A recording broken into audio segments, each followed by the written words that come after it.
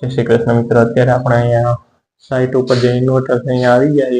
કેમ કે વારી કંપનીનું આની પહેલા મેં તમને દેખાડ્યું હતું જે પ્રોબ્લેમ હતો ને, એ વારી કંપનીનો અત્યારે મેલ આવ્યો કે આ ઇન્વર્ટરના ફોટા અને ડીસીડીબીના ને બધાના ફોટા જોઈએ. એટલે આપણે અત્યારે જો અહીંયા સાઇટ ઉપર આવી ગયા છે અને ઇન્વર્ટરમાં છે ને અત્યારે 1.2 યુનિટ થયા છે. હું તમને દેખાડી દઉં. ટોટલ ડીસી 1.13 કિલોવોટથી હાલે છે.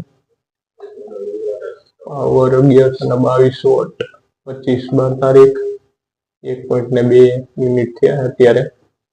ગ્રીડમાં 270 વોલ્ટેજ અને PV1માં 379 વોલ્ટેજ આવે છે. આ વિડીયો છે ને એ વારી કંપનીમાં મોકલવાનો છે આપણે. હવે આ ભાઈ અત્યારે છે ને વિડીયો કોલમાં વાત કરે છે અને વિડીયો કોલમાં સામેની બાજુ વારી કંપનીનો એન્જિનિયર છે. એટલે એ અત્યારે કહે છે કે મને બંને સાઇટ દેખાડો કે કઈ રીતે ઇન્સ્ટોલ કરેલી છે. हाँ आप बोलो, लाई हुई इसलिए आप बोलो। અત્યારે છે ને અહીંયા વારી કંપનીનો જે એન્જિનિયર છે ને એનો વિડીયો કોલ આવી ગયો છે અને જે મારી ભેગા અત્યારે બીજા ભાઈ છે ને અત્યારે વિડીયો કોલ કરે છે.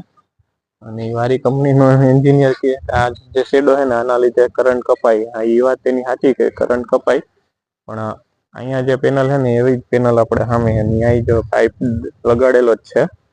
એટલે અહીંયા 12 યુનિટ બને, અહીંયા શેડો આવે જ છે અત્યારે, અને આ બાજુ અહીંયા શેડો આવે જ છે બરાબર. તો બે જગ્યાએ પાવર શેડો આવે છે તો પાવર કેમ હરખો નથી બનતો? એ સામેની ઘર છે ને, જો આપણે અત્યારે એ વિડીયો કોલમાં વાત કરે છે, સામેનું ઘર છે ને એમાં 12 યુનિટ બને છે અને આવડું આ ઘર રહ્યું ને એમાં 4 યુનિટ બને છે આખા દિવસના.